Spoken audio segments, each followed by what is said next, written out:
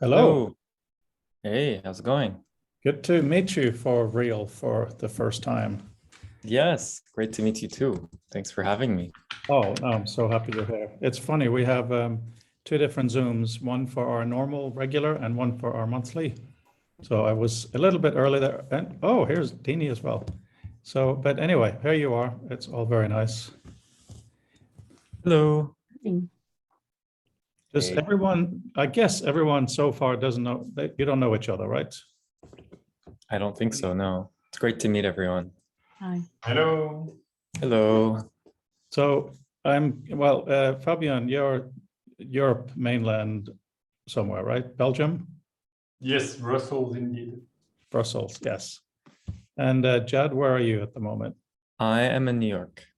New York. And Dini is? The Pacific Northwest, right near Portland, Oregon. Very cool. It's so nice with these Zooms where it just starts spreading out where people are. And Mark is in Southampton. Hi, Mark. How are you? Hey, Mark. And you're muted, so we know that part of how you are. I was going to do this while I can, Portsmouth. So I'm on the south coast of UK. So I'm a bit windblown. I've just been repairing storm damage outside. So. Oh, wow. Okay. Well, I know it's down our allotment, which is like a sort of garden. But yes, it's been a bit windy of late. Lots of stuff blown over. Anyway, small beer. So there we go. So that's me. And Brendan is in New York, right? No, Chicago. Chicago. What? We'll delete this part of the transcript. The flag behind me is the native Chicago flag. So anytime you get confused, Fred, you can go to that. Yeah, I know it's embarrassing. We're watching The Good Wife and there's the Chicago flag all over the place. So again, this bit will be redacted. Bob, where are Excited you? to see you, Jad. Yeah, no, good to see everyone. Thank you for coming. Hello, Bob, where are you in the world? I didn't ask you last time. Oh yeah, you're in California. You're muted in California. That sounds like a novel. So Jad, well, oh, here I'm it in is. San Francisco. Fantastic. So And Jad, the way we I usually think of myself as on the International Space Station without any other astronauts around. That's fair enough. And Brandel's just south of you. So Jad, the way we do these monthly meetings, we've only done one, but let's pretend we've done more, is, we have a few minutes to gather in and, we usually introduce where we're from at least. And then when you start presenting and however you want, that's when we would normally start the transcripts. Okay. But there will also be a full transcript of the dialogue afterwards. So we have a 2-hour time slot, see how we go. But I know that with your topic, there will be a lot to talk about. Sure. Yeah, my presentation won't be very long. And then we'll have a lengthy discussion, I'm sure. Yes, look forward to it. So Brandel is here, which is good. Yeah, the Monday meetings is very variable who shows up. I think we'll wait 2 more minutes. Sure. Whoever misses the beginning will miss the beginning. Yes, Peter can't be here today. He's got issues with his dad who fell down, so that's not very pleasant at all. I have 2 other excuse emails, so we'll see. Do you have any updates on when the book will be out? Yes, good question. The way we're doing it is we record these, do the transcript, and then we also invite people to write articles for the journal, which is out at the end of every month. And by the way, the transcript for this will be human done, so there won't be any weird errors. And the articles and the transcripts will be collated into the book at the end of the year. Got it. Cool. So that means you can choose to read it in installments or all together. But it will be built like all the other Future of Text proper volumes. It's just instead of having one big chunk. It also means that it's possible to cite each other within the same book. So if you read an article that's interesting and you want to refer to that, you can do that very easily. And one of the things we're doing in this community as we're moving into richer interactions through VR and otherwise is to see how these connections go in different ways. So it's really great to build up this material of different people's thoughts. Super cool. What a tiny group we have today. I guess that means we'll have better dialogue, right? I had to jump through some hoops to extract a usable link to be able to join the meeting. So I wonder if perhaps some friction aspects may have contributed. Right. Let me look on emails and otherwise to see. Okay, hang on a second. That's a good point, actually. I saw there were, Jad, you tweeted and somebody. Yeah, I removed the link soon after I tweeted because I wasn't sure if you wanted me to put the link out there. So yeah, no, it's a good idea not to leave it out too long, but let me just see. Somebody asked. Okay, so I managed to get that to Gabby. Okay, I think that's it actually. So I think we can safely start. So we are 5 minutes past and welcome, Jad. Would you like to do, first of all, your own little bit of an introduction? Sure, yeah. So it's great to be here. Thank you for having me. I am Jad. I grew up writing poetry online anonymously. I struggled with my identity growing up. So like many kids, I turned to the internet to figure out who I was, and I did that by writing.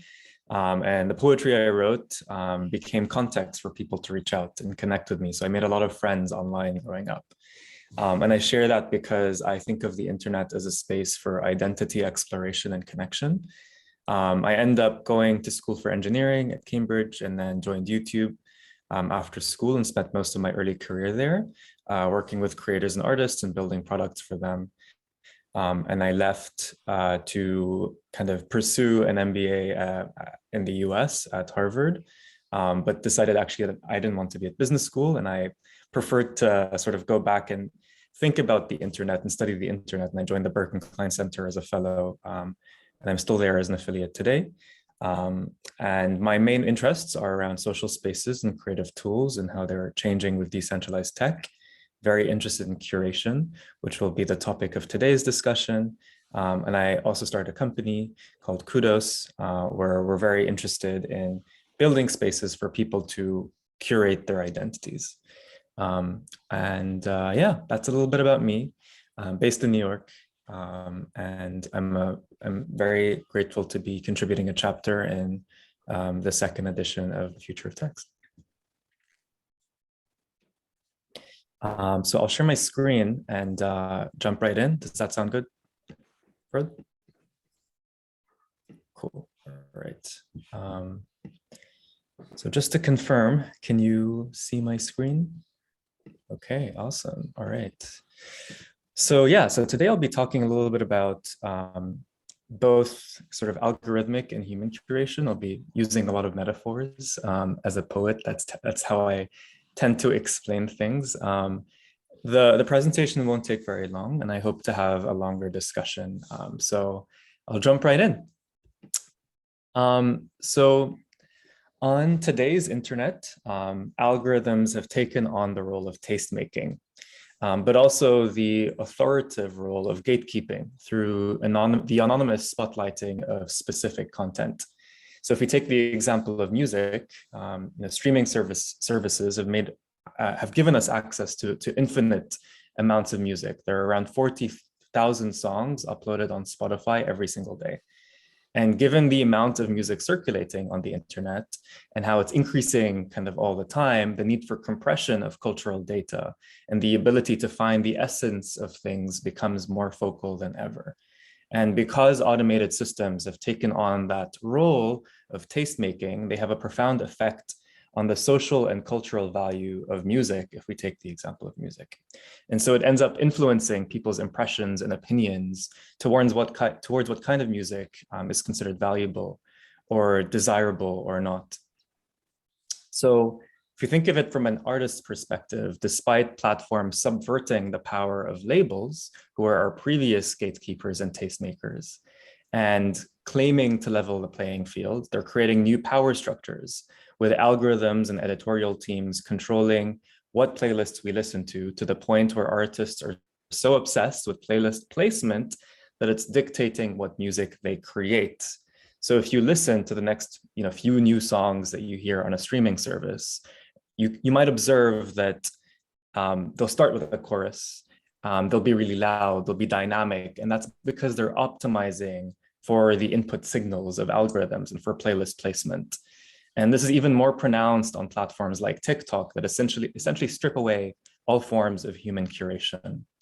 And I would hypothesize that if Amy Winehouse released Back in Black today, that it wouldn't perform very well because of its pacing, the undynamic melody. It wouldn't have pleased the algorithms. It wouldn't have sold the over 40 million copies that it did. And another issue with algorithms is churning standardized recommendations that are flattening individual taste. They're encouraging conformity and stripping listeners of social interaction. We're all essentially listening to the same songs, and there are actually millions of songs on Spotify that have been played only partially or never at all. And there's a service which is kind of tongue-in-cheek, but it's called Forgotify, that exists to give the neglected songs another way to reach you. So if you are looking for a song that's never been played or hardly been played, you can go to Forgotify to listen to it. So the answer isn't that we should eliminate algorithms or machine sort of curation. We actually really need machine and programmatic algorithms to scale, but we also need humans to make it real. So it's not one or the other. If we solely rely on algorithms to understand the contextual knowledge around, let's say, music, that'll be impossible, because at present, human effort, popularity bias, which means like only recommending popular stuff, and the cold start problem is unavoidable with music recommendation, even with very advanced hybrid collaborative filtering models that Spotify employs. So pairing algorithmic discovery with human curation will remain the only option. And with human curation allowing for the recalibration of recommendation through contextual reasoning and sensitivity, qualities that only humans really can do. So today, this has caused the formation of new power structures that place the careers of emerging artists, let's say on Spotify, in the hands of a very small set of curators that live at the major streaming platforms. So Spotify actually has like an editorial team of humans that sort of adds context around algorithms and curates playlists. So they're very powerful. But as a society, we continuously look to others to both validate specific taste and to inspire us with new tastes. If I were to ask you how you discovered a new article or a new song, it's likely that you have heard of it from someone you trust. So people have looked to tastemakers to provide recommendations continuously. But part of the problem is that curation still remains an invisible labor. There aren't really incentive structures that allow curators to truly thrive. And it's something that a lot of blockchain advocates, people who believe in Web3, think that there is an opportunity for that to change with this new tech. But beyond this, there's also a really big need for a design system that allows for human-centered discovery. A lot of people have tried, but nothing has really emerged. And so I wanted to sort of like use a metaphor and sort of explore what bookshelves represent as a potential example of an alternative design system for discovery, human curated discovery. So let's imagine the last time you visited a bookstore. The last time I visited a bookstore, I might have gone in to search for a specific book. Perhaps it was to seek inspiration for another read. I didn't know what book I wanted to buy. Or maybe like me, you went into the bookstore for the vibes because the aesthetic is really cool. And being in that space signals something to people. This bookstore over here is one I used to frequent in London. I'd love just going to hang out there because it was awesome and I wanted to be seen there. But similarly, when I go and visit someone's house, I'm always on the lookout for what's on their bookshelf to see what they're reading. That's especially the case for someone I really admire or want to get to know better. And, by looking at their bookshelf, I get a sense for, what they're interested in, who they are. But it also allows for a certain level of connection with the individual that's curating the books. They provide a level of context and trust that, the things on their bookshelves are things that I might be interested in. And I'd love to, for example, know what's on Freud's bookshelf right now. But there's also something really intimate about browsing someone's bookshelf, which is essentially a public display of what they're consuming or looking to consume. So if there's a book you've read or want to read, it immediately sort of triggers common ground. It triggers sort of a sense of connection with that individual. Perhaps it's a conversation. I was browsing Freud's bookshelf and, I came across a book that I was interested in. Perhaps I start a conversation around it. So along with discovery, the act of kind of going through someone's bookshelf allows for that context for connection. And then the borrowing of the book creates a new level of context. I might borrow the book and kind of have the opportunity to read through it, leaf through it, and then go back and have another conversation with the person that I borrowed it from. And so recommending a book to a friend is one thing, but sharing a copy of that book in which maybe you've annotated the text that stand out to you or highlighted key parts of paragraphs, that's an entirely new dimension of connection. What stood out to you versus what stood out to them. And it's really important to remember that people connect with people at the end of the day and not just with content. So beyond the books on display, the range of authors matter. And even the effort to source the books matters. Perhaps it's an early edition of a book, or you had to wait in line for hours to get an autographed copy from that author. That level of effort or the proof of work to kind of source that book also signals how intense my fanship is or how important this book is to me. And all that context is really important. And what's really interesting is also that the bookshelf is a record of who I was and also who I want to be. And I really love this quote from Inga Chen. She says, what books people buy are stronger signals of what topics are important to people, or perhaps what topics are aspirationally important enough to buy a book that will take hours to read, or that will sit on their shelf and signal something about them. So if we compare that to some platforms like Pinterest, for example, Pinterest exists to not just curate what you're interested in right now, but what's aspirationally interesting to you. It's the wedding dresses that you want to buy or the furniture that you want to purchase. So there's this level of like who you want to become as well that's spoken to through that curation of books that lives on your bookshelf. So I wanted to kind of like come back and connect this with where we're at with the internet today and kind of this new realm of ownership and what people are calling social objects. And so if we take this metaphor of a bookshelf and apply it to any other space that houses cultural artifacts, and the term people have been using for these cultural artifacts is social objects, we can think of beyond books, the shirts we wear, the posters we put on our walls, the souvenirs we pick up, they're all essentially social objects, and they showcase what we care about and the communities that we belong to. And at their core, these social objects act as a shorthand to tell people about who we are. They are sort of like beacons that send out the signal for like-minded people to find us. If I'm wearing a band shirt, then other fans of that artist or that band will perhaps want to connect with me. So on the internet, these social objects take the form of URLs, of JPEGs, articles, songs, videos. And there are platforms like Pinterest or Goodreads or Spotify and countless others that center around sort of some level of human curated discovery and community around these social objects. But what's really missing from our digital experience today is this aspect of ownership that's rooted in sort of the physicality of the books on your bookshelves. We might turn to digital platforms as sources of discovery and inspiration, but until now, we haven't really been able to attach our identities to the content we consume in a similar way that we do to physical owned goods.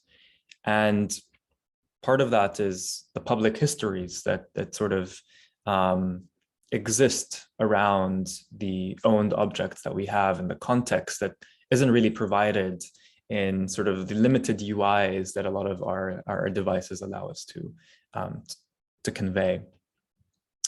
So a lot of what's happening today around blockchains is focused on how can we track provenance or try to verify that someone was the first to something? And how do we, in a way, track a meme through its evolution? And there are elements of context that are provided through that sort of tech, although limited. There's discussion around ownership as well, like who owns what, but also portability. The fact that I am able to take the things that I own with me from one space to another, which means that I'm no longer leaving fragments of my identity siloed in these different spaces, but there's a sense of personhood. And so these questions of physical ownership are starting to enter the digital realm. And we're sort of at an interesting time right now where a lot of, I think, design systems will start to pop up that sort of emulate a lot of what it feels like to walk into a bookstore or to browse someone's bookshelf. And so I wanted to leave us with that open question and that provocation, and sort of transition to more of a discussion. That was everything that I had to present. So I will pause there and pass it back to Frode, and perhaps we can just have a discussion from now on. Thank you for listening. That was interesting and provocative, very good for this group. I can see lots of heads are bobbing, meaning there's lots of thinking. But since I have the mic, I will do the first question. And that is coming from academia.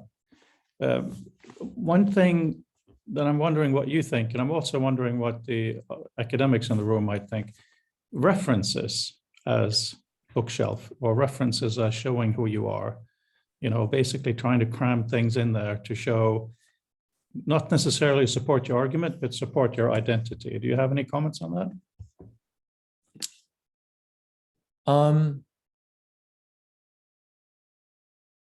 So I think that's a really interesting thought. I think when I was thinking of bookshelves,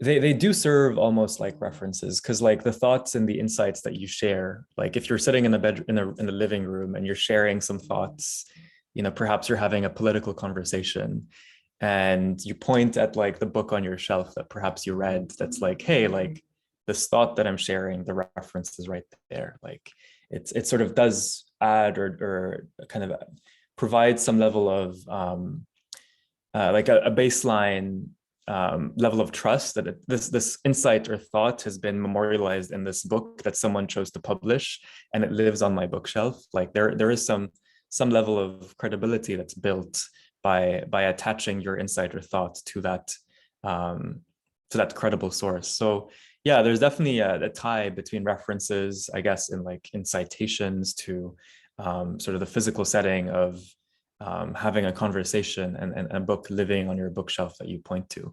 I think that's an interesting connection beyond just existing as social objects that speak to your identity as well. That's another extension as well. I think that's really interesting. Thanks for that, Bob. But afterwards, Fabienne, if you could elaborate on your comment in chat, that would be really great. Bob, please. Well, the first thing that comes to mind is, have you looked at three-dimensional spaces on the internet, for example, Second Life? And what do you think about that? Yeah, so I mean, part of what people are proposing for the future of the internet is what I'm sure you guys have discussed this in past sessions, perhaps, is like the metaverse, right? Which is essentially this idea of co-presence and some level of physicality, like bridging the gap between being co-present in a physical space and in a digital space.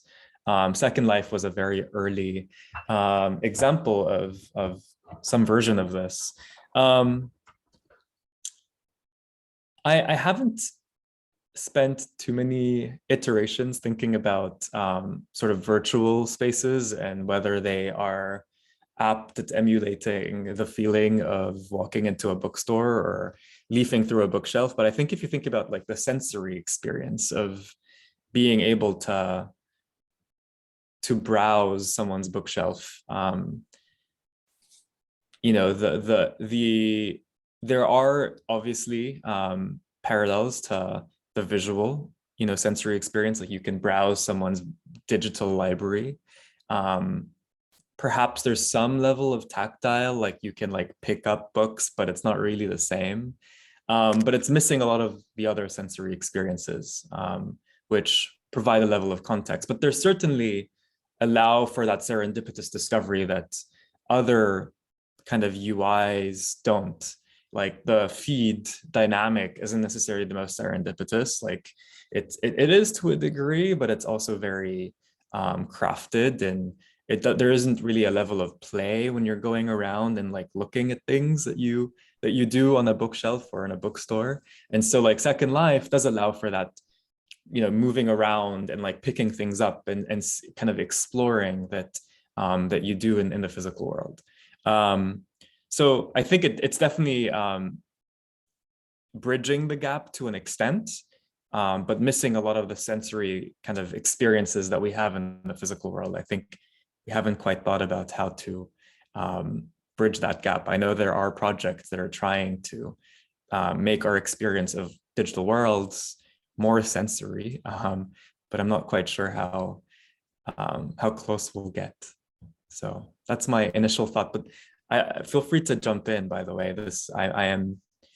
I'd welcome other opinions and perspectives as well. So if anyone else has. We've been discussing this a little bit, partially at my initiative and mostly at Rhoda's urging us on. And I checked, I haven't been in Second Life for, I don't know, 6 or 7 or 8 years, but yeah. I called a friend who's there all the time, mm-hmm. and says that people have their personal libraries there. People have that there are university libraries. There are whole geographies, I'm told, of libraries. It may be an interesting, angle at some point. If you do, I'd be interested, of course, in what you came up with. Totally, no, thank you for that pointer. Yeah, there's a multitude of projects right now that focus on extending Second Life and kind of bringing in concepts around ownership and physicality and interoperability, so that the things that you own in Second Life you can take with you from that world into others, which sort of does bridge the gap between the physical world and the digital, because it doesn't live within that siloed space, but actually is associated to you and can be taken from one space to another. Very early in sort of building that out, but that's a big promise of Web3. So there's a lot of hands, so I'll pause there. Yeah, Fabienne, if you could elaborate on what you were talking about, virtual bookshelf. Yep. Well, actually, the easiest, I'll share my screen. You'll tell me if you can see. Yes. So I have a wiki that I've been maintaining for 10+ years. And on top, you can see the visualization of the edits, like when I started for this specific page. And this page is, as I was saying in the chat, sadly out of date. Like that's been 10 years actually just for this page. But I was listing the different books I've read with the date, what page I was. And if I take a random book, well, I have my notes, the cover, and then the list of books that are related, let's say, to that book. I don't have it in VR or in 3D yet, but it's definitely from that point wouldn't be too hard. And I was thinking, I have personally a kind of tension that they are hidden, but I have some books there, and I have a white wall there, and I love both because when I bring back, if either I'm in someone else's room or in my own room, usually if I'm in my own room, I'm excited by the book I've read or the one that I haven't read yet. So it brings a lot of excitement. But also if I have a goal in mind, a task at hand, let's say a presentation on Thursday evening that I haven't finished yet, then it pulls me to something else. Whereas if I have the white wall, it's like a blank state, and I can, if I need, pull some references on books and whatnot. So I always have that tension. And what usually happens is when I go in a physical bookstore, a library, or bookshop, or friends, serendipity is indeed, it's not the book I came here for, it's the one next to it, because I'm not able to make the link. And usually if the curation has been done right, if there is, and arguably the algorithm, even if it's not necessarily computational, let's say if you use Dewey notation or any other basically notation system in order to sort the books or the references, then there should be some connection that were not obvious in the first place. So to me, that's the most, let's say, exciting aspect of that, to be able to. This is amazing, by the way, Fabian. This is incredible that you built this over a decade. That's so cool. I think what's also really interesting, to extend on that thought and just to kind of like, yes, and that, there is a certain level of, I mean, I think what you've built is very utilitarian, but also the kind of the existence of the bookshelf as like an expression of identity, I think is interesting. So beyond just organizing the books and you know, keeping them, storing them in a utilitarian way, them serving as, you know, signals of your identity, I think are really, really interesting. And so, you know, I think a lot of platforms today cater to the utility. If you think about Pocket or even Goodreads, to an extent, there is potentially an identity angle to Goodreads, versus like Tumblr back in the day, or MySpace or GeoCities, which were much more identity focused. So there is sort of this distinction of like utilitarian, organizing, keeping things, annotating, etc. for yourself. But there's also this identity element of like, by curating, I am expressing my identity. And I think that's also really interesting. So yeah. Brandel, and you're next, but just wanted to highlight to the kind of new people in the room, including you, Jad. This community at the moment is really leaning towards AR and VR, but you know, in a couple of years' time, kind of what can happen, and that also includes projections and all kinds of different things. So we really are thinking connected with the physical, but also virtual on top. Brandel, please. So I was really hooked on when you said that you like to be seen in that London bookstore, and it made me think about the fact that on Spotify, on YouTube, on Goodreads, for the most part, we're not seen at all unless we're on the specific explicit page that is there for the purposes of representing us. So YouTube does have a profile page, but nothing about the rest of our onward activity actually is represented within the context of that. If you compare that to being in the bookstore, you have your clothes on, you have your demeanor, and you can see the other participants. There's a mutuality to being present in it, where you get to see that, rather than merely that a like button maybe is going up in real time. And so I'm wondering, what kind of projective representation do you feel we sort of need within the broader web? Because even making a new curation page still silos that representation in an explicit place and doesn't give you the sort of the persistent kind of reference that is your own physicality and body wandering around the various places that you want to be at and be seen at. So do you see that as something that there's a solve to, or how do you think about that? Yeah, I think Bob alluded to this to a degree with Second Life and the example of Second Life. I think the promise of co-presence in the digital world is really interesting and potentially could solve for this. Part of, I also go to cafes, not just because I like the coffee, but because I like the aesthetic and the opportunities to rub shoulders with other clientele that might be interesting, because this cafe is frequented by this sort of folk. And that doesn't exist online as much. I mean, perhaps if you're going to a forum and like you frequent a specific subreddit, like, there is an element of like, oh, I'll meet these types of folks, or this chat group, and perhaps I'll be able to converse with these types of folks and be seen here. But I think how long you spend there, how you show up there, beyond just what you write, like that all matters.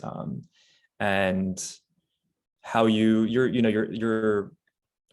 how you're browsing, like there's a lot of a lot of elements that are really lost in current user interfaces. So I think kind of, Second Life like spaces might solve for that, and allow us to present other parts of ourselves in these spaces and measure time spent and like how we're presenting and what we're bringing. But yeah, I'm also fascinated by this idea of like just existing in a space as a signal for who you are. Yeah, I love that metaphor. And again, this is all stuff that I'm actively thinking about and would love sort of any additional insights. If anyone has thoughts on this, please do share as well. This is by no means just a monologue from my direction. So. Oh, I think you're going to get a lot of perspectives. And now we'll move into, we're very, very lucky to have Dini here, who's been working with electronic literature. I will let her speak for herself, but what they're doing is just phenomenally important work. Thank you. That's nice introduction.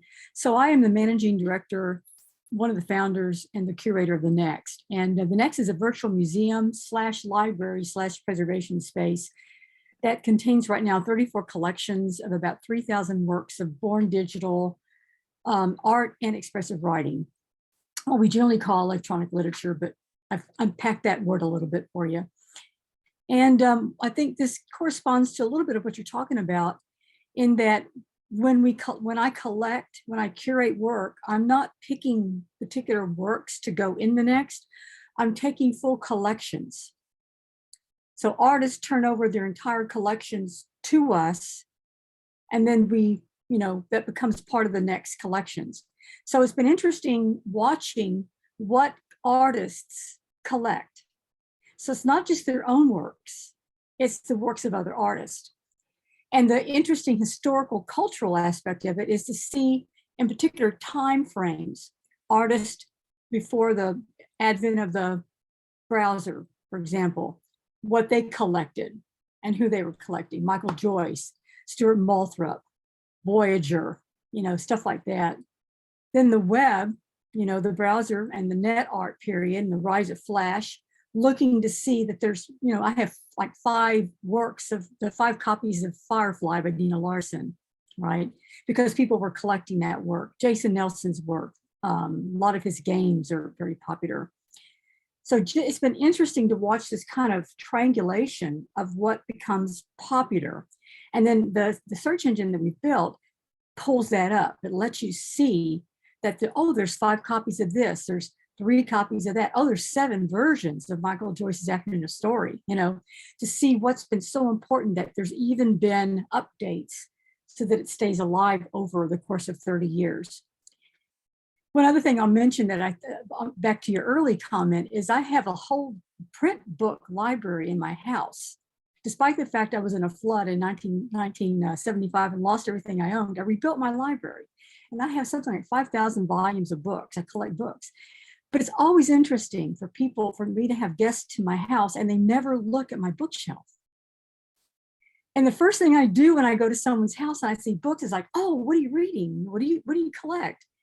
And so looking at, having the next and all that 3,000 works of art, and then my bookshelf, and realizing that people really aren't looking and thinking about what this means, the identity for the field, my own personal taste. I call it my own personal taste, which is very diverse.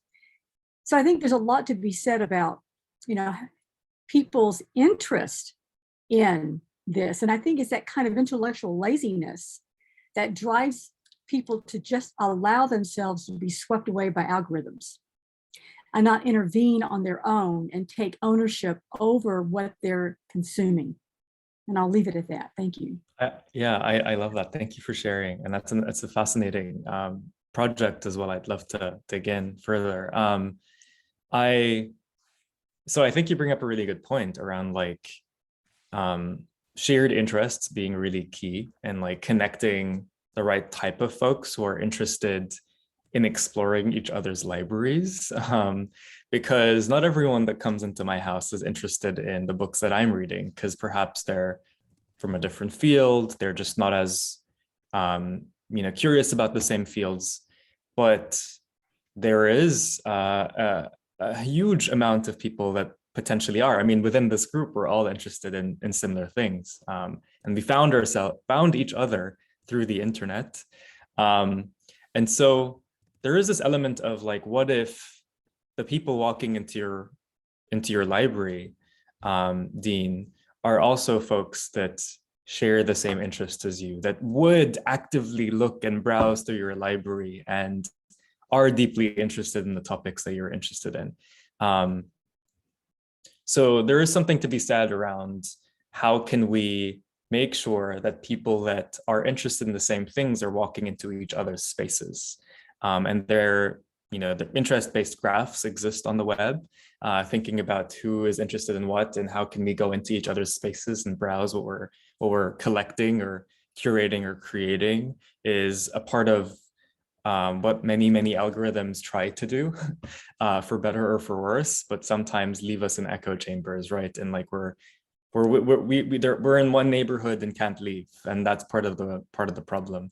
But yeah, there is something to be said about that. And I think just to go back to the earlier comment that Dean made around the inspirations behind artists' work, like I would love to be able to explore what inspired my favorite artist's music and like what went into it, and go back and listen to that. And I think part of, again, Web3's promise is this idea of like provenance, like seeing how things have evolved and how they've become, and crediting everyone in that lineage. So like if I borrowed from Dean's work and I built on it, and that was part of what inspired me, then she should get some credit. And that idea of provenance and lineage and giving credit back and building incentive systems that allow people to build works that will inspire others to continue to build on top of my work is a really interesting kind of proposal for the future of the internet. And so I just wanted to share that as well. Yeah. That's great. Anything back from you, Deanie, on that before we move to Mark?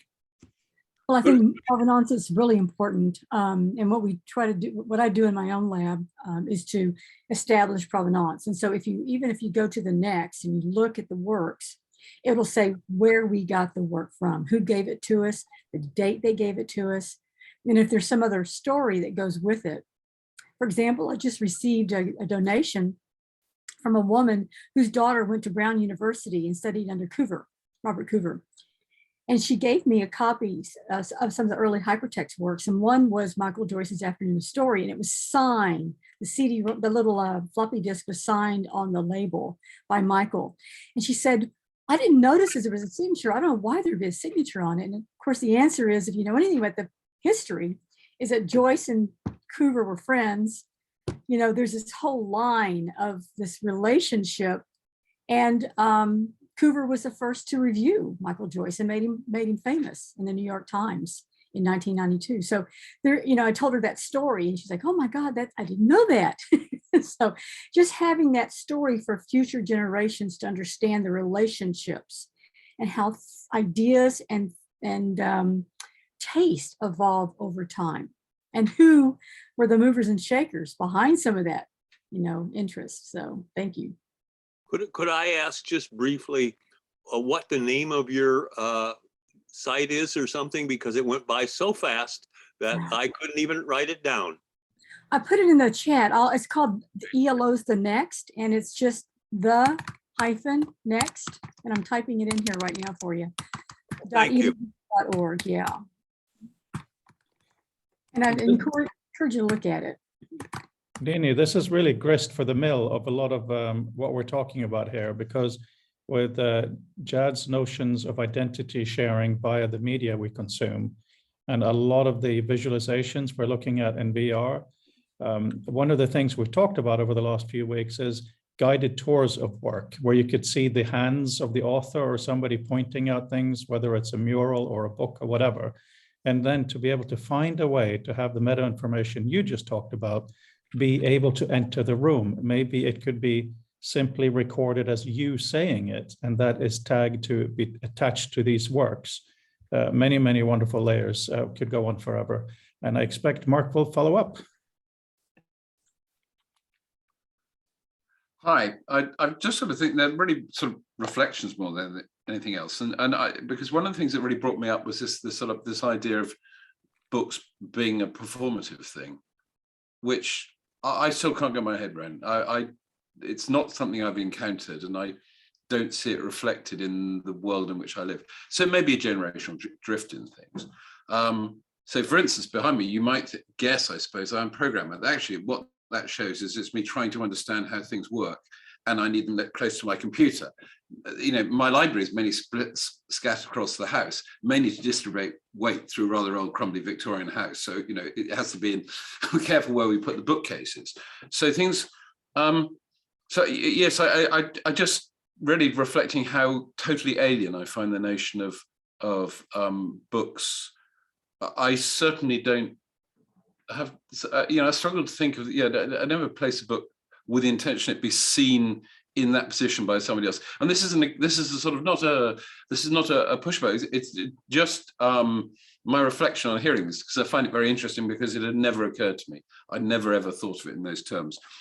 And if you the other sad thing about that means that, so are the books merely performative, or are they, you know, the content is there? I mean, one of the interesting thing I've been trying to do in this sort of grouping is trying to find ways just to share the list of the books that are on my shelf, not because as any reflection on myself, but literally I actually have some books that are quite hard to find, and people might want to know that it's possible to find a copy, and whether they need to come and physically see it, or we could scan something. I mean, you know, I won't go too far in there, but the point is to say, no, I have these, so this is a place you can find this book. And it's interesting that that's actually really hard to do, and most systems don't help, because, I mean, the tragedy of recommender systems is they make us so inward looking. So instead of actually rewarding our curiosity or making us look across our divides, they basically say, right, you lot are a bunch, you go stand over there, job done. Recommender system moves on to categorizing the next thing. So if, you know, I try to read outside my normal purview, and I'm constantly reflecting on the fact that the recommender system is one step behind, saying, oh, right, you're now interested in this topic. No, I'm not. I'm trying to learn a bit about it, but I'm certainly not, this is not my area of interest, in the sense that I now want to be amidst lots of people who like this. I'm interested in people who are interested by it, but I think those are two very different things. So, and I mean, I don't know the answers, but I just raise those, I suppose, in the sense of as provocations, because that's something that at the moment our systems are really bad at, allowing us to share content other than as a sort of humble brag, you know, or in your, you know, in your beautifully curated life on Pinterest or whatever. Anyway, I'll stop there. Yeah, no, thank you for sharing that. I think it does exist on a spectrum, the sort of identity expressive versus utilitarian sort of need that it solves. But if we take the example of clothing, that might help it a little bit more. So, you know, if we're wearing a t-shirt, perhaps there's a utilitarian need, but there is also a performative or like identity expressive need that it solves. The way we dress speaks to who we are as well. So I think the notion of a social object being identity expressive, I think is sort of what I was trying to convey. I think if you think about like magazines on a coffee table, or if you think about the art books that live, you know, scattered around your living room, perhaps, like that is trying to signal something about yourself. Like the magazines we read as well, like if I'm reading Vogue, that I'm trying to say something about, you know, who I am and what I'm interested in. Reading the Times or the Guardian or another newspaper is also very identity expressive, and like, you know, taking it out on the train and like making sure people see what I'm reading is also identity expressive. So I think you know, everything sort of around what we consume being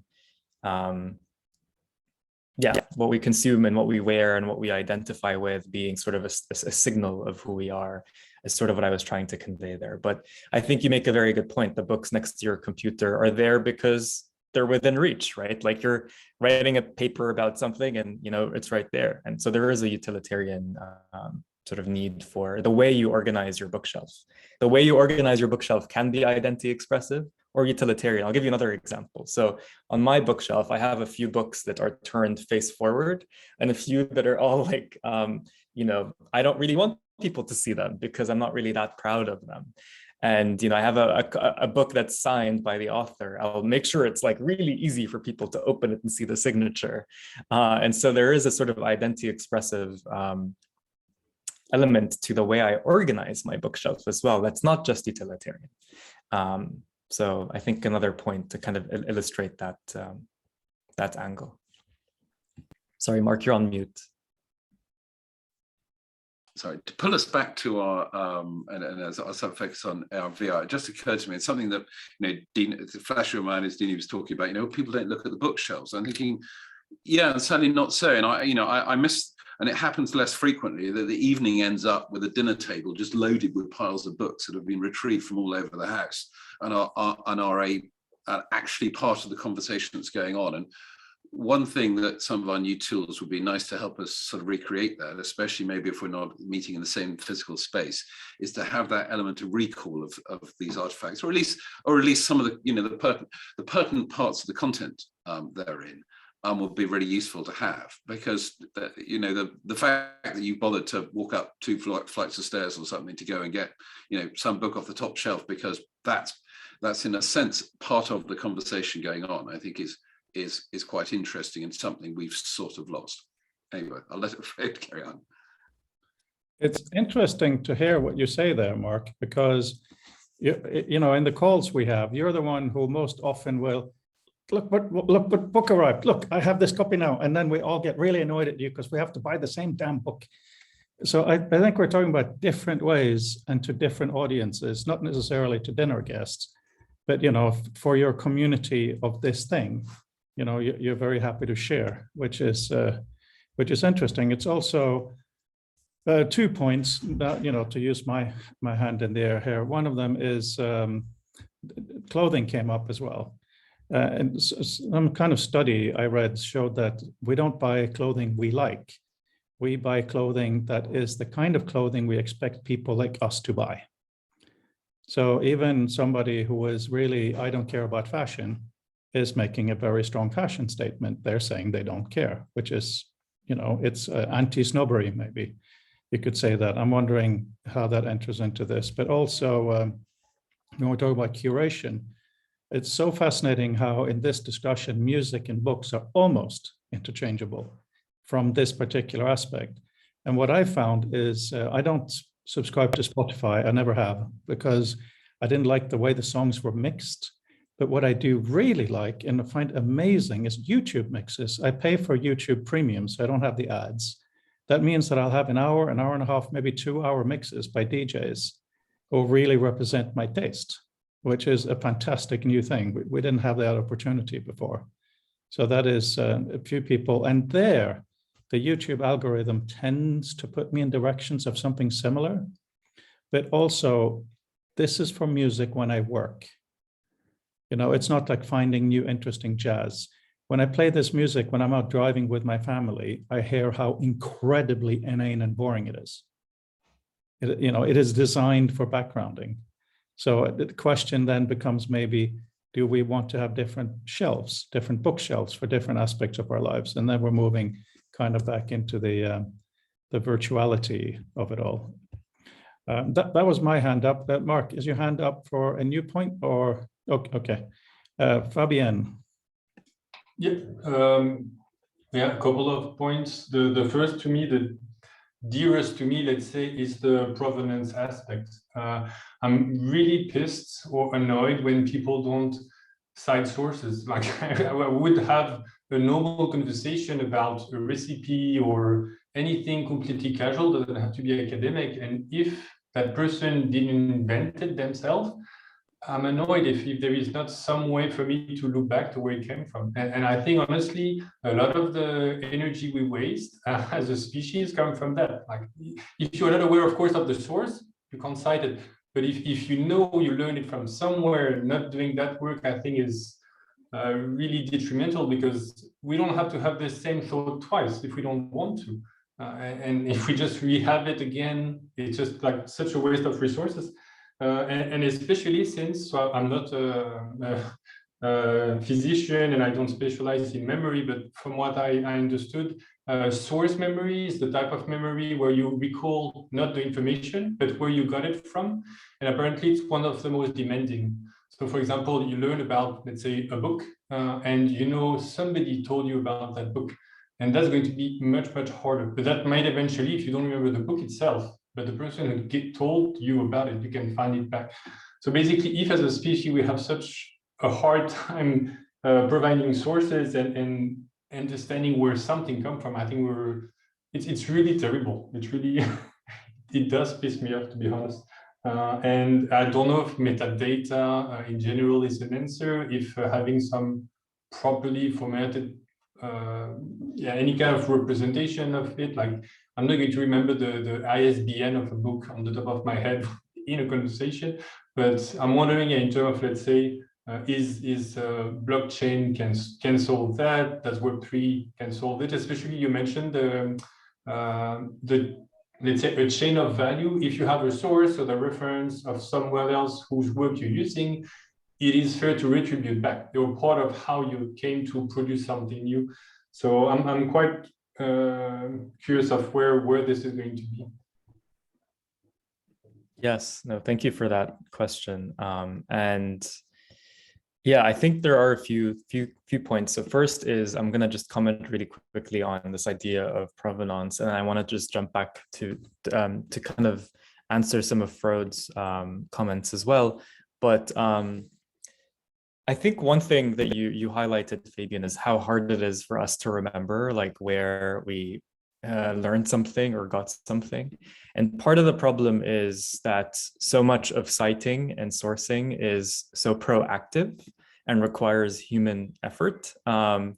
And if things were designed where it was sort of just built into the process. So if I were, one of the projects I worked on at YouTube was a way for creators to take existing videos and build on them. So remixing, essentially. And in the process of creating content, I'd have to take a snippet and build on it. And that, is built into the creation process, right? The provenance, the citing is very natural to how I'm creating content. TikTok is really good at this too. And so I wonder if there are, again, design systems that allow us to build in provenance and make it really user-friendly and intuitive to remove the friction around having to remember the source and cite. And just we're lazy creatures, we want that to be part of our flow. Yeah, TikTok's duets feature and stitching is brilliant. It builds in provenance into the flow. And so that's just one thought. In terms of how blockchains help, So part of what is a blockchain other than like a public record of who owns what and how things are being transacted? If there was a way, if we go back to TikTok stitching or YouTube, like quoting a specific part of a video and building on it, if that chain of events was tracked and publicly accessible, and there was a way for me to pass value down that chain to everyone that contributed to this new creative work, that would be really cool. And that's part of the promise, is sort of this idea of like keeping track of how everything is moving and being able to then distribute value in an automated way. So that's sort of addressing that point. And then really quickly on Frode, your earlier comments, and perhaps tying in with some of what we talked about with Mark around identity expression, I think this all comes back to like the human need to be heard and understood and seen.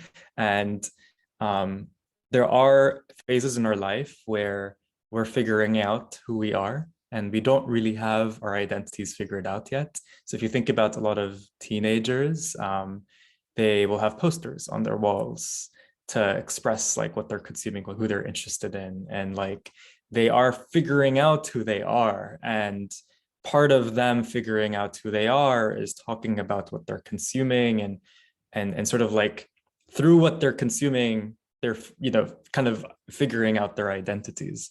Like I grew up writing poetry on the internet because I was trying to like express my experiences and sort of like figuring out who I was. And so I think the what I'm trying to say is that there will be periods of our life where the need to be seen, heard, understood, where we're figuring out and forming our identities are a bigger need. And so the identity expressive element of kind of parasocially expressing what we're consuming is kind of plays a bigger part. And then perhaps when we're more settled with our identity and we're not really looking to perform, that sort of becomes more of kind of a background thing. Although it doesn't completely disappear, because we are always looking to be heard, seen, and understood. That's very human. So I'll pause there. I can keep going, but I'll pause because I see there are a few other hands. Yeah, I'll give the torch to Dave Millard, but just on that identity from, oh, he's visible as well. That's always an interesting sign. I have a 4.5-year-old boy, Edgar, who's wonderful. And he currently likes sword fighting and the color pink. You know, he is very feminine, very masculine, very mixed up, as he should be. So it's interesting from a parental rather than from just an old man perspective to think about the shaping of identity and putting up posters and so on. It's so easy to think about life from the point we are in life, and you're pointing to a teenage part, which none of us are in. So I really appreciate that being brought into the conversation. Mr. Millard. Yeah, thanks, Fredo. Hi, everyone. Sorry, I joined a few minutes late, so I missed the introductions at the beginning. But yeah, thank you. It's a really interesting talk. One of the things we haven't talked about is kind of the opposite of performative expression, which is privacy. One of the things, a bit like Mark, I've kind of learned about myself listening to everyone's talking about this, is how deeply introverted I am and how I really don't want to let anybody know about me, thank you very much, unless I really want them to. This might be because I teach social network and media analytics to our computer scientists. So one of the things I teach them about is inference, for example, profiling. I'm reminded of the very early Facebook studies done in the late 2000s about the predictive power of keywords. So you'd express your interests as a series of keywords. And you know, those researchers were able to achieve sort of 90% accuracy on things like sexuality. This is an American study, so kind of Republican, Democratic preferences, Afro-American, Caucasian, you know, those kind of things. So I do wonder whether or not we're, you know, there's a whole element to this which is kind of sort of subversive or exists in that kind of commercial realm that we, you know, we ought to think about. I'm also struck about that last comment actually that you made, Jad, which was about kind of people finding their identities, because I've also been involved in some research looking at how kids use social media, and one of the interesting things about the way that children use social media, including some children that shouldn't be using social media because they're pre-13 or whatever the cutoff date is that they don't use it in a very sophisticated way, right? And we were trying to find out why that was, because we all have this impression of children as being kind of, naturally able. There's the sort of myth of the digital native and all that kind of stuff. And it's precisely because of this identity construction that was one of the things that came out in our research. So, kids won't expose themselves to the network because they're worried about their self-presentation. They're much more self-conscious than adults are. So they invest in kind of dyadic relationships, close friendships, direct messaging, rather than kind of broadcasting identity. So I think those kind of, there's an opposite side of this, and it may well be that for some people this sort of performative aspect is particularly important, but for other people this performative aspect is actually quite frightening or off-putting or just not very natural. And I just thought I wanted to throw that into the mix. I thought it was an interesting counter observation. Absolutely. No, thank you for sharing that. So to kind of like reflect on my experience growing up writing online, like I wrote poetry not because I wanted other people to read it. It was actually very much for myself. And I did it anonymously. Like I wasn't looking for any kind of like building of credibility or anything like that. Like it was for me a form of healing. It was for me a form of just like figuring out who I was. But if someone did read my poetry and it did resonate with them and they did connect with me, then I welcomed that. So it wasn't necessarily a performative thing, but it was a way for me to do something for myself that if it connected with someone else, then that was welcomed. And I think to go back to the physical metaphor of a bookshelf, there are part of my bookshelf will have books that I'll present and like have up front and like want everyone to see, but I also have a box with trinkets that are out of sight and are just for me. And that perhaps there are people who will come into my space and I'll show them what's in that box selectively. And I'll pull them out and kind of walk them through the trinkets. And then I'll have some that are private and are not for anyone else. And so I totally agree. I think there are, if we think about digital spaces, if we were to emulate a bookshelf online, there will be elements perhaps that I would want to present to the world outwardly. There are elements that are for myself. There are elements that I want to kind of present in a selective manner. And I think back to Freud's point around like bookshelves for various parts of my identity, I think that's really important. There might be some that I will want to kind of publicly present and others that I won't. And if you think about a lot of social platforms, how young people use social platforms, think about Instagram. And actually on Tumblr, which is a great example, the average user had 4 to 5 accounts. And that's because they had accounts that they used for performative reasons, and they had accounts that they used for themselves, and they had accounts for specific kind of parts of their identity. And that's because, we're solving different needs through this idea of like parasocially curating and like kind of putting out there what we're interested in. So just riffing on your point, not necessarily addressing it, but sort of adding color to it.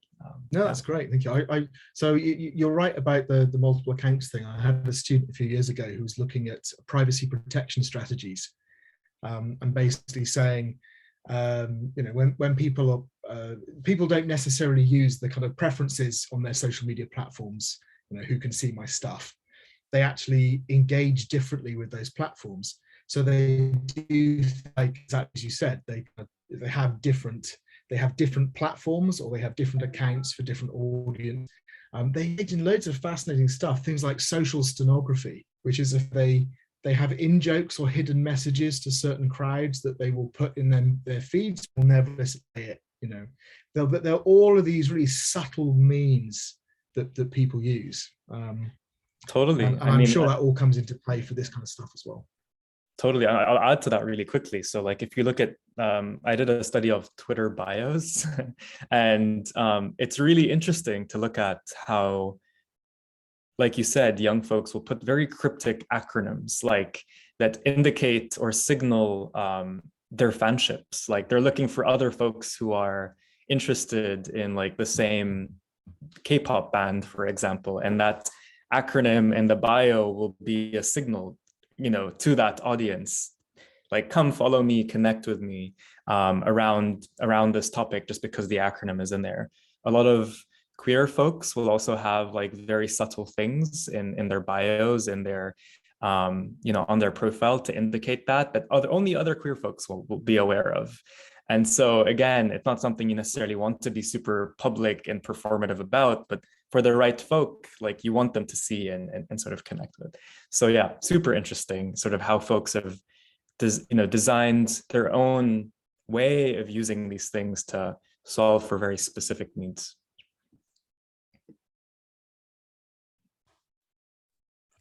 Just before I let you go, Dave, did you say steganography or did you say stenography?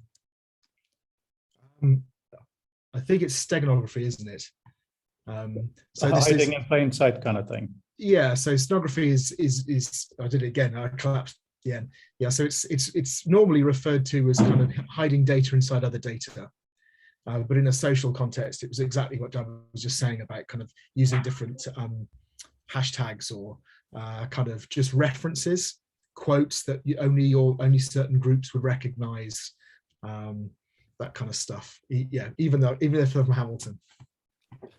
Brandon, I see you're ready to pounce here, but just really briefly, one of the things I did for my PhD thesis is study the history of citations and references. And they're not that old, and they're based around this kind of, let's call it anal notion we have today, that things should be in the correct box in the correct order. If it isn't, it doesn't belong in the correct academic discipline. Earlier this morning, Dave and Mark and I were discussing how different disciplines have different ways of even deciding what kind of publication to have. It's crazy stuff. But before we got into that, we have a profession, therefore we need a code of how to do it. The way people cited each other, of course, was exactly like this. The more obscure, the better, because then you would really know that your readers understood the same space. So it's interesting to see how that is sliding along on a similar parallel line. Brendan, please, unless Jad has something specific on that point.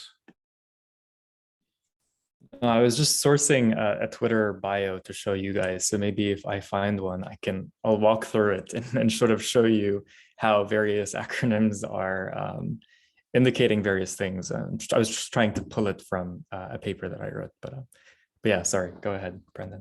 Okay, well, yeah, when you're ready, please put that in. Brendan. Cool. Jad, really neat to hear you talk through just really everything around identity as seen online. It's a point of a lot of the research I'm doing as well. So interesting overlaps. First, I'll kind of make a comment, and then I have a question for you that's a little off base of what we talked about. But the bookshelf as a representation is extremely neat to think about when you have a human in the loop, because that's really where contextual recommendations actually come to life.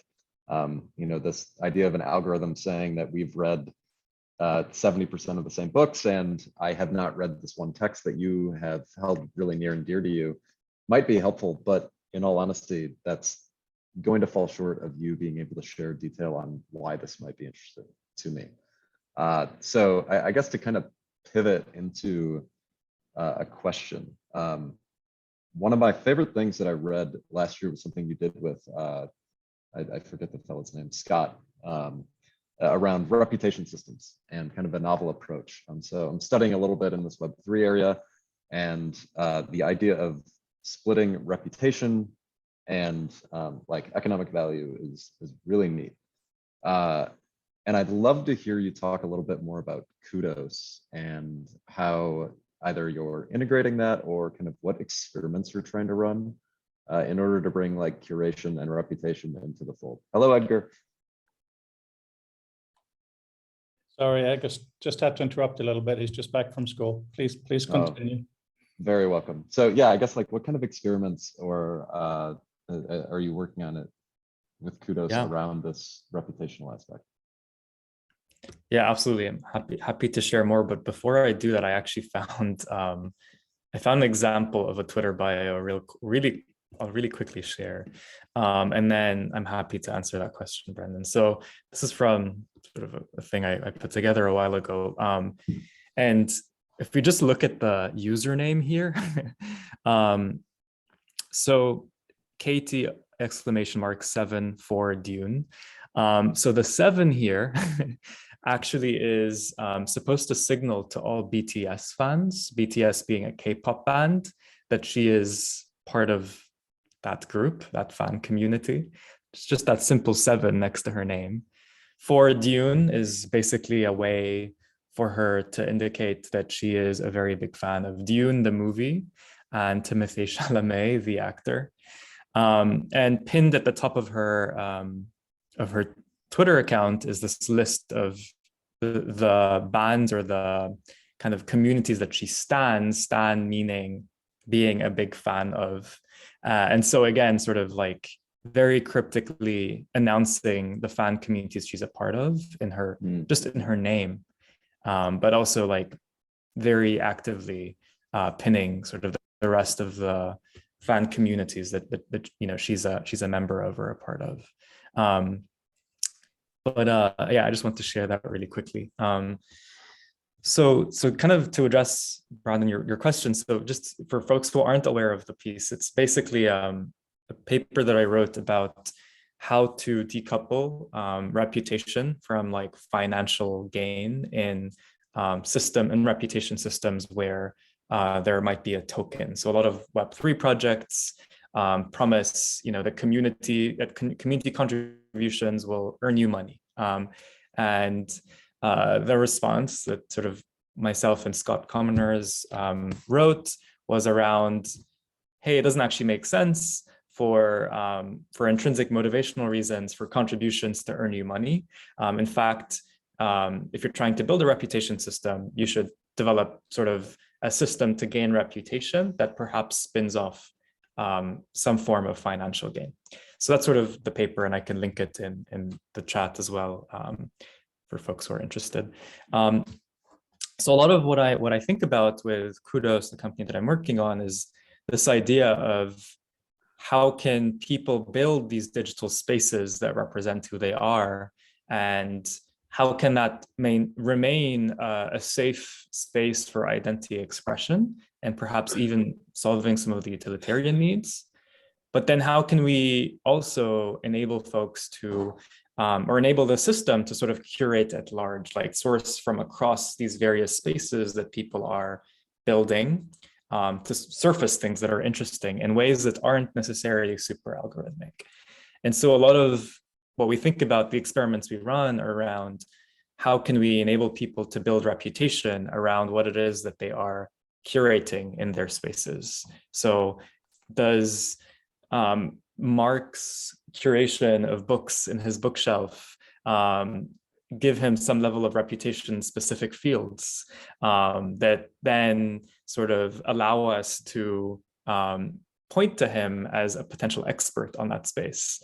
So those are a lot of the experiments that we're interested in running, just sort of very high level without getting too in the weeds, but I'm happy to discuss kind of, if you're really interested in the weeds of all of that without boring everyone, I'm happy to take that conversation as well. Yeah, I'll reach out to you because I'm totally in the weeds there. Yeah, for sure. Thanks for the high level answer. No worries, of course. Jad, I just wanted to say, after Bob and Fabienne now, I would really appreciate it if you go into sales mode and really pitch what you're working on. I think if we honestly say it's sales mode, it becomes a lot easier. You know, we all have passions. There's nothing wrong with being pushy in the right environment, and this is definitely the right environment. Bob. Well, I noticed that your slides are quite visual, and that you just mentioned visual. I wondered if in your poetry life, you've thought about broadsheets, and whether you would have broadsheets in the background of coming to a presentation like this, for example, so that you could turn around and point to one and say, oh, look at this.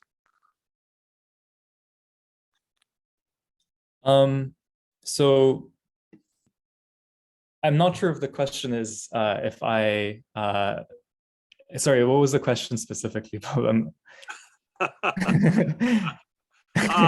yeah, I noticed, you mentioned that you are a poet, and poets often, at least in times gone by, printed their poems on larger broadsheets that were visual.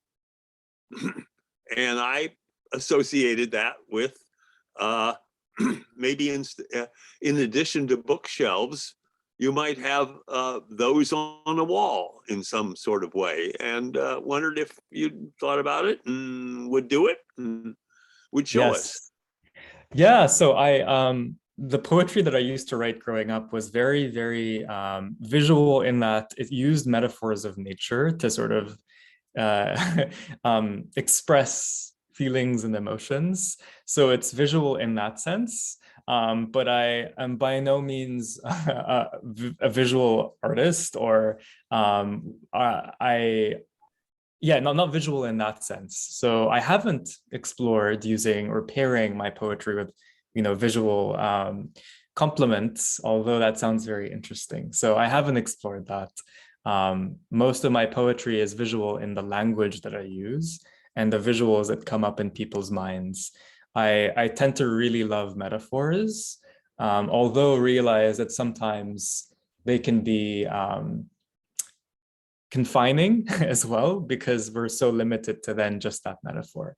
And if I were to give you an example of one metaphor or one word that I really dislike in the Web3 world, it's the wallet. I'm not sure how familiar you are with the metaphor of a wallet in Web3, but it's very, very focused on coins and financial things like what live in your physical wallet. Whereas what a lot of wallets are today is they're containers for identity, and not just the financial things you hold.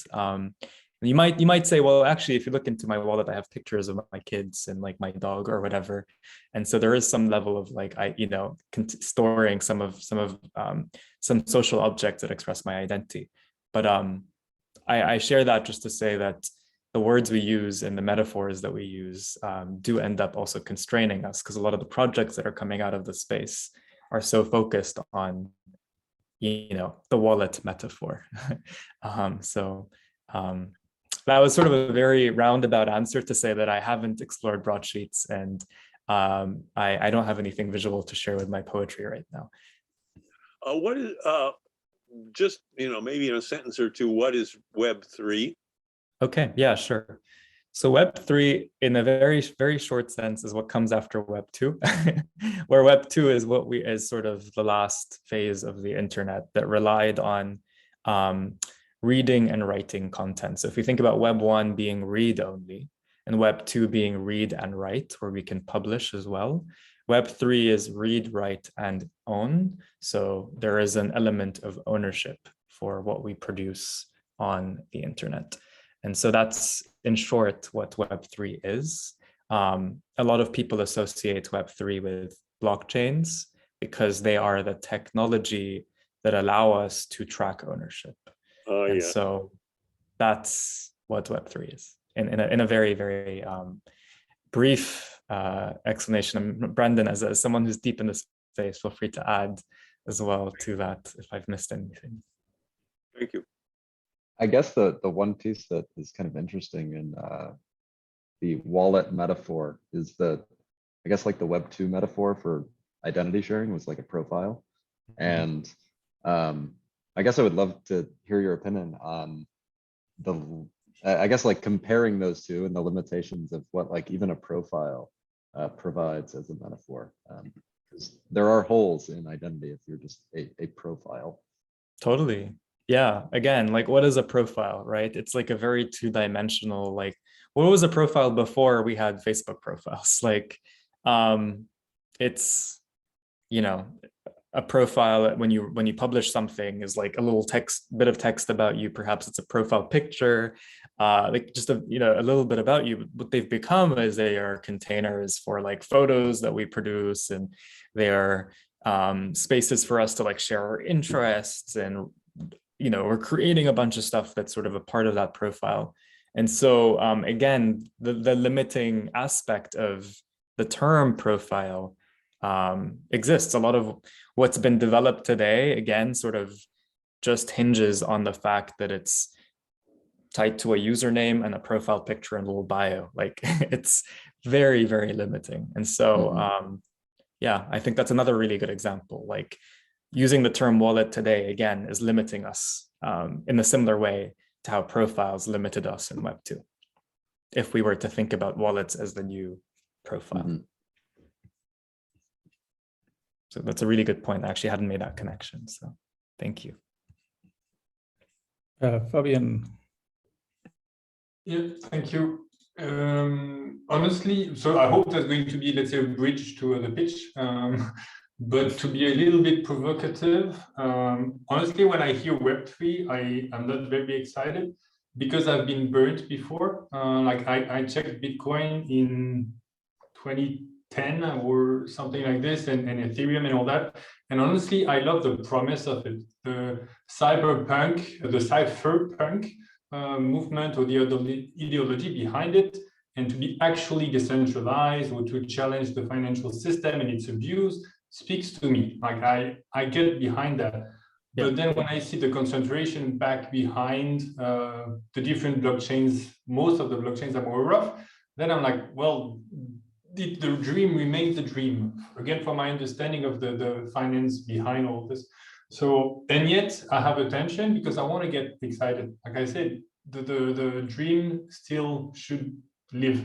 And I was briefly mentioning in the chat earlier surveillance capitalism and the difference between doing something in public and doing something on Facebook. It's not the same. First, because it's not in public, it's not a public platform. But then even if you do it publicly on Facebook, Facebook is the system to surveil you and transform that to money. And my very naive, like I'm not an economist, but I think people should pay for stuff. It's easy. I mean, it's simple at least. So if I love your poetry and I can find a way that can help you, then I pay for it. Like there is no need for like an intermediary in between, especially if it's at the cost of privacy and potentially democracy behind. So that's my tension. Like I want to find a way. That's why about provenance and how we have a chain of source and we can retribute people back down the line. Again, I love that. But when I hear Web3, I'm like, do we need this? Or can we, for example, and I don't like Visa or MasterCard, but I'm wondering if it's relying on those centralized payment system is still less worse than a cypherpunk being that's been hijacked. Yeah, I mean, I share your exact like perspective. I think Web3 has been tainted by the hyper-financialization that we've seen. And that's why when Bob asked what is Web3, it's just what's after Web2. I don't necessarily tie it from my perspective to crypto like necessarily. I think that is a means to that end, but isn't necessarily the only option. There are many other ways that people are exploring that serve some of the similar kind of outcomes that we want to see. And so I agree with you. I think right now, like the version of Web3 that we're seeing is horrible. Like crypto art and buying and selling of NFTs as like stock units is definitely not the vision of the internet that we want. And I think it's a very schemorphic early version of it that will fade away and is starting to. But I think the vision that a lot of the more enduring projects in the space have around provenance and ownership do exist. Like there are projects that exist that are thinking about things in that way. And so we're kind of in the very early stages of people looking for a quick buck because there's a lot of money to be made in the space, and that will all like die out and the enduring projects will last. And so I think decoupling Web3 from blockchain, like Web3 is what is after Web2, and blockchain is one of the technologies that we can be building on top of, is sort of how I look at it. And stripping away the hyper-financialization, the schemorphic kind of approaches that we're seeing right now from all of that. And then recognizing also that the term Web3 has a lot of weight because it's used in the space to describe a lot of these really silly projects and scams that we're seeing today. So I see why there is a tension around the use of that term. One of the discussions I had with upcoming future of text work, I'm embarrassed right now, I can't remember exactly who it was, but the point was made that version numbers aren't very useful. This was in reference to visual meta, but I think it relates to the web too, because if the change is small, you don't really need a new version number. And if it's big enough, it's obvious. So I think this Web3, I think we all kind of agree here, is basically marketing. Exactly. Totally. It's just a term. Yeah, I think it's just a term that people are using to describe the next iteration of the web. Again, like I said, that words have a lot of weight, and I'm sure everyone here agrees that words matter. So yeah, I think when I reference it, I usually am pointing to like this idea of read, write, own, and own being sort of a new entry in the web. So yeah, it's actually a very nice. I was wondering whether it was going to refer to the semantic web, which Tim Berners-Lee was promoting some years ago, although not with a number, but I thought maybe they've added a number 3 to it. But I'm waiting for the semantic web as well. Totally. I think the semantic web has inspired a lot of people who are interested in Web3. So I think there is sort of a returning back to the origins of the internet, right? And Ted Nelson's thinking as well is sort of a big inspiration behind a lot of current thinking in the space. So it's very interesting to see us loop back almost to the original vision of the web. Yeah, totally. Randall.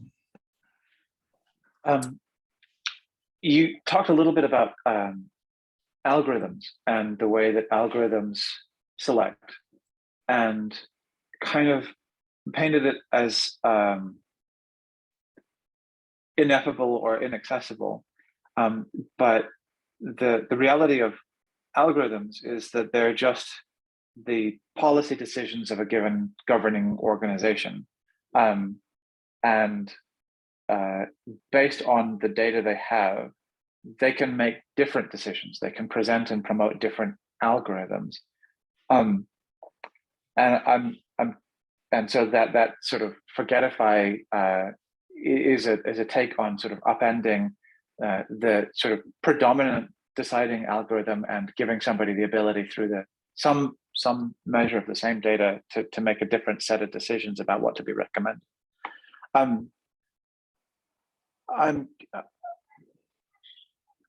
The idea that I didn't get fully baked that I was thinking about is the way that a bookshelf is an algorithm itself as well. It's a set of decisions or policies about what to put on it. And you can have a bookshelf, which is the result of explicit concrete decisions like that. You can have a meta bookshelf, which is the set of decisions that put things on it that cause you to decide it. And just thinking about the way that there is this continuum between the kind of unreachable algorithms that people like YouTube, like Spotify put out, and the kinds of algorithms internally that kind of drive what it is that you will put on your bookshelf. I guess what I'm reaching for is some mechanism to bridge those and reconcile the two sort of opposite ends of it. And I don't know where I'm going with this. Yeah, do you see? I mean, the thing is that YouTube isn't going to expose that data. They're not going to expose the hyperparameters that they make use of in order to do those things. Or do you think that could be forced to, like in terms of algorithmic transparency versus personal curation? Do you see things that can be pushed on in order to come up with a way in which those two those two sort of things can be understood not as completely distinct artifacts, but as opposite ends of a spectrum that people can reside within at any other point? Yeah, so I mean, you touch on an interesting tension. So I think there's two things. One is like things being built being composable, so people can build on top of them and can audit them. So I think the YouTube algorithm being one example of something that really needs to be audited, but also if you open it, it allows other people to take parts of it and build on top of it. I think that'd be really cool and interesting. But it's obviously completely orthogonal to YouTube's business model and building moats. So I think, yeah, so composability is sort of one thing that would be really, really interesting. And auditing algorithms is something that's very discussed in this space. But I think what you're touching on, which is a little bit kind of deeper, is this idea of algorithms not capturing emotions and not capturing sort of the softer stuff. And a lot of folks think and talk about sort of an emotional topology for the web. Like when we think about our bookshelf, like there are memories perhaps that are associated to these books, and there are emotions and nostalgia perhaps that's captured in that display of things that we were organizing. And that's not really very easy to capture using an algorithm. And it's intrinsically human. Machines don't have emotions, at least not yet. And so yeah, I think that the what humans present is context, and that's emotional context, like, you know, nuance that isn't captured by machine curation. And so that's why, you know, in the presentation, I talk a little bit about the pairing of the two, right? It's important to scale things using programmatic algorithms, but also humans make it real. They add that layer of emotion and context. And there is this parable that basically says that human curation will end up leading to a need for algorithmic curation, because the more you add and organize, the more there's a need for then a machine to sort of like go in and help make sense of all the things that we're organizing. And so anyway, it's an interesting pairing. What balance is important? And it's an open question. Yeah. Yeah, Fabian, please. But after that, Brendan, if you could elaborate on what you wrote in the chat regarding this, that would be really interesting. Fabian, please. It's to pitch something to potentially consider linking with your platform. It's an identity management targeting mostly VR, at least at first, and that is completely federated and open source. The thing is, it's very minimalist. It just provides an identity. And you have, let's say, a 3D model and a name and a list of friends. I think that's it. But if you were to own things and you were to able to either share or display it across the different platforms, I think it could be quite interesting, because in the end, I mean, we discussed about this quite a bit, so I'm not going to go back, but there is also a social or showcasing aspect to curation. We want to exchange. Like, honestly, when I do something that I'm proud of, first thing I want to do is to show someone. I'm going to see my better half is around. She's not going to get it, but still, I can't stop myself. I want to show it. I have a friend, they'll get it, hopefully. I want to show you also here. And so I want to build and I want to show it. And I imagine a lot of the curation is, as soon as you find something beautiful, it's like, no, I don't want to keep it to myself. I want to share with my people, basically. So I'm wondering at which point that could also help this kind of identity platform or solution, because they are quite abstract in the sense that they're not specific, let's say, to I don't know, one platform. They are on top of that. But then people think, what for? Like, okay, I can log in with, let's say, Facebook or Apple. I know them, I trust them. So that's it. I'm just going to click on that button. But it's always a way for the identity, maybe like, again, the discussion we had here, is my identity me also what I showcase around me that define me?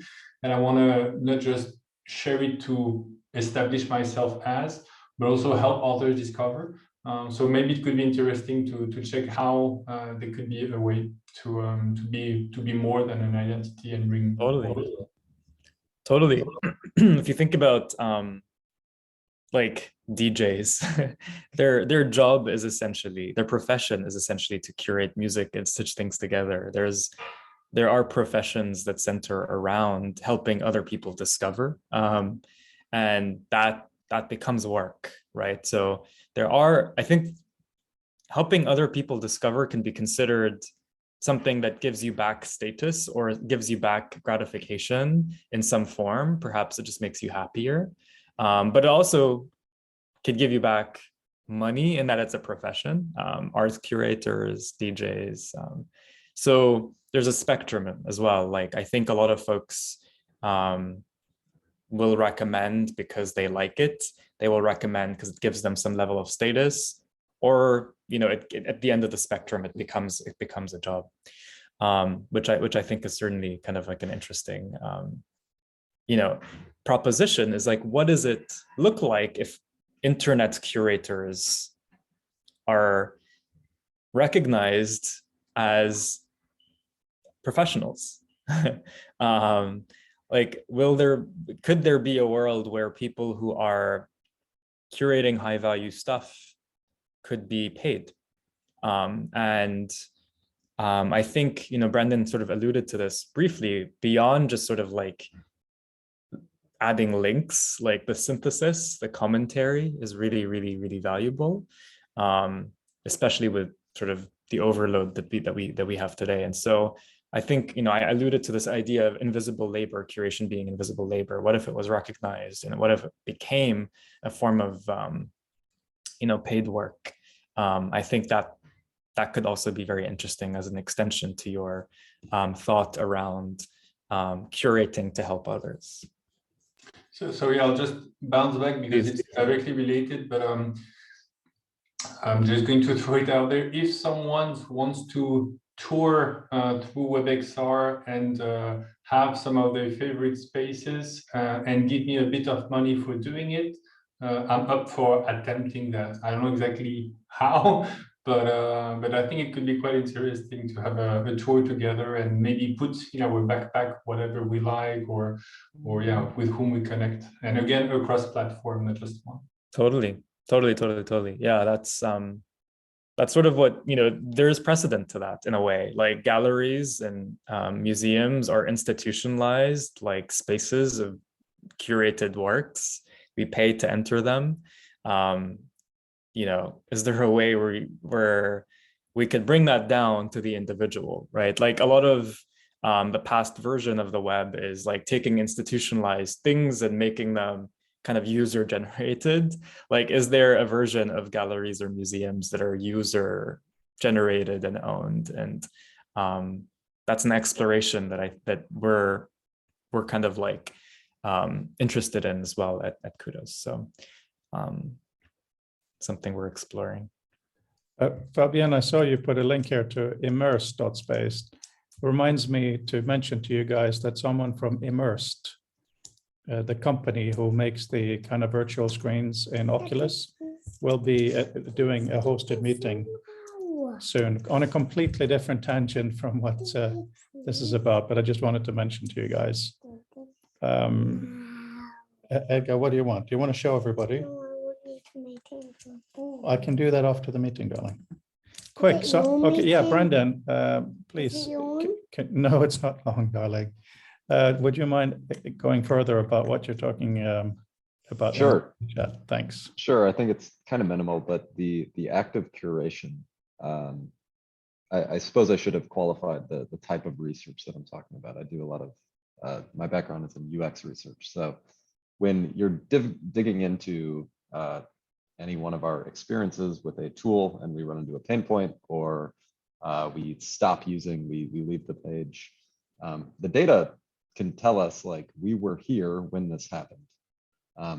But it takes so much inference to figure out what it actually was that caused it.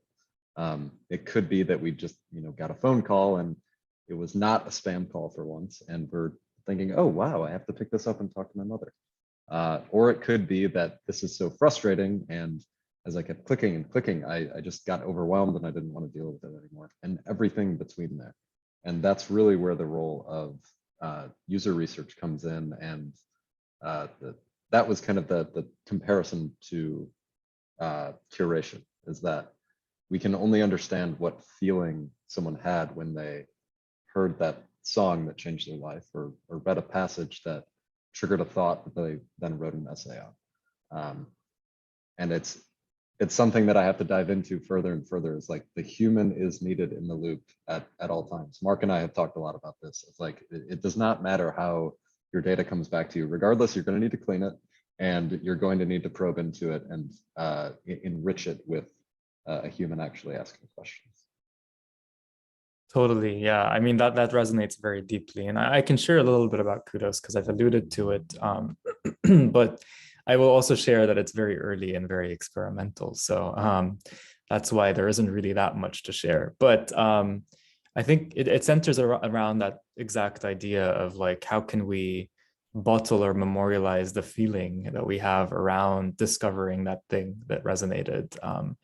And the experience right now centers on this idea of, hey, when I'm listening to this song or I'm reading this article or watching this video and it resonates, what can I do with it to memorialize it and to keep it and to kind of create something based on it? And so right now it's people create these cards that sort of link out to content that they love from across the web. And on those cards, they can add context or commentary. And a lot of what people are adding tends to be emotional. The earliest experiment centered on people adding emojis, like just emoji tags to the content to sort of summarize the vibe of the content. And these cards are all timestamped. So there's also a way for you to see when someone came across something.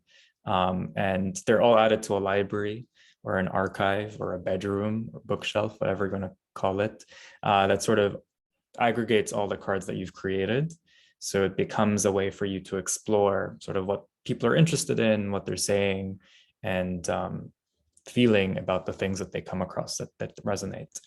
And the last thing I'll share as well is that these cards unlock experiences. So if I created a card for Brendan's paper, for example, I'll get access to a collection where other people have created cards for Brendan's work live, and I can see all of what they, commentated and created and who they are, and maybe go into their libraries and see what it is that they are creating cards for. So that's the current experience. Again, sort of in the early stages, most of our users are quite young. That's why I sort of speak a lot about identity formative years, sort of when you're constructing your identity being a really important phase in life. And so our users are around that age. And yeah, that's sort of what we're doing, what we're thinking about, and just to sort of provide some context for a lot of the perspectives that I share. I have to comment, I love the idea of prompting reflection, especially at a stage where you are identity forming. There's nothing like cultivating your taste by actually talking about what you liked and disliked about something, and then being able to evoke that in the frame of how it made me feel in a moment can build up a huge library of like personal understanding. So that's rather neat. I need to check this out a little further. Totally, yeah. We can chat further. Yeah, I think the one big thought that sort of has come about from the early experimentation is that people use it as a form of like for mental health reasons, like sort of prompting you to reflect or capture emotion over time, and archiving like what has resonated and what you felt over time is a really kind of like healthy thing to do. So that was an interesting outcome of the early product. There's so many opportunities with multiple dimensions of where this kind of knowledge can go. We also have upcoming Phil Gooch from ScholarSeed, who will be doing a presentation. He doesn't do anything with VR, AR, or anything, but what he does do is scholarseed.com analyzes documents, academic documents. So they do all kinds of stuff that seems to be on more of the logical side, where it seems, Jad, you're more of the emotional side. And I could imagine specifically for this community, the insane amount of opportunities for human interactions in these environments, and then how we're going to do the plumbing to make sure it is ownable. You said earlier when defining Web 3.0, one of the terms is ownable. The work we've been doing with Visual Meta is very much about we need to be able to own our own data. So it was nice to hear that in that context. We're winding down. It's really, really nice to have 2 hours, so it's not so rushed, so we can actually listen to each other. Are there any closing comments, questions, suggestions, or hip hop improvisations? So I'm not going to do any hip hop improvisation, not today at least. Quick comment though is I wouldn't use such a platform, and as also of course say, without actually owning it, meaning, for example, at least a way to export data and have it in a meaningful way. And I don't pour my life into things, because especially here, it's the emotional aspect, without some safety, like literal safety of being able to extract it. And ideally live, because I'm a programmer, so if I can tinker with the data itself, that also makes it more exciting for me. But I do hope there is some way to easily, conveniently do that, so that, and hopefully there is no need to consider leaving the platform. Tinkering, I think it's always worthwhile, but no need to leave. But it's still being able to actually have it, do whatever you want, I think is pretty precious. Yes, thank you. Thank you for sharing that, Fabian. And absolutely, that's a very important consideration. So the cards you create are tied to you, not to the space that you occupy or you create on Kudos. That's a really kind of key part of the architecture. And I hear you on the privacy and safety aspect. Again, this is a complex human system, right? And so when designing them beyond sort of the software you're building, I think the social design is really important, and aspect of, what is in the box that's for yourself, the trinkets that you keep to yourself versus the cards that, or the books that you present to the rest of the folks that come into your space, I think is an important design question. So yeah, thank you for sharing, Fabian. And a quick little thing that is a lot more open, let's say. Unfortunately, I can't remember the name, but 3 or 4 years ago, there was a viewer experience done by Lucas something.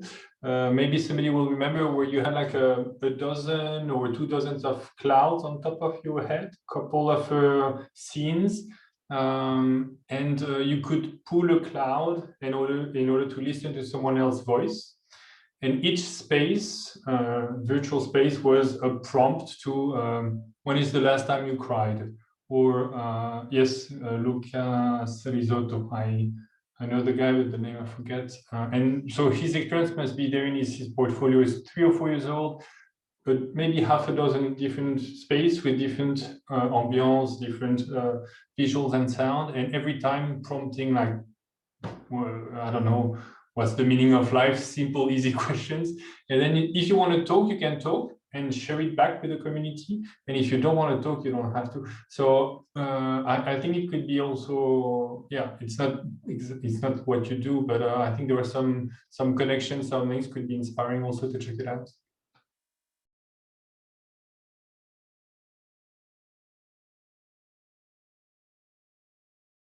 I guess on my part, I just want to say thank you for the conversation, and for being here for the 2 hours. It's a long time to talk about this stuff, but I appreciate it. And yeah, I look forward to hopefully joining future sessions as well. It sounds like a really interesting kind of string of conversations, and it's great to connect with you all virtually. And to hear your questions and perspectives. Yeah, thank you. Yeah, it's very nice to have you here. And the thing about the group is, okay, we write today, except for Dini, we're all male and so on, but we do represent quite a wide variety of mentalities. And this is something we need to increase as much as we can. It is crucial. And also, I really appreciate you bringing in literally a new dimension, dealing with emotions and identities into the discussion. So it's going to be very interesting moving forward. I was not interested in VR, AR at all in December. And then Brandel came into my life. And now it is all about, I'm actually decided I can use the word metaverse because Meta doesn't own it. You know, I've decided to settle down. But the point is, I feel we're already living in the metaverse. We're just not seeing it through as many rich means as we can. And I don't want to go into the metaverse with only social or gaming. And today, thank you for highlighting that we need to have our identities managed in this environment and taken with us. So I'm very grateful. And I look forward to seeing those of you who can on Friday. And we're going to be doing, as I said, every 2 weeks presentations in this format. And yes, anything else before I rush off and make some dinner for the family? I have a quote for this. It's one on my desktop, actually. It's when technology shifts reality, will we know the world has changed? It's from Ken Perlin that we mentioned last time. I'll put it in the chat too. Very nice indeed. Thanks for that. And Jad, I do hope to see you in our regular calls when you can. Please know it's very casual. If you can make one and not another, that's totally fine. There's no, you are in or out. This is not a mafia. Have a good week, everyone. Bye. Thank you, Jad. Bye-bye.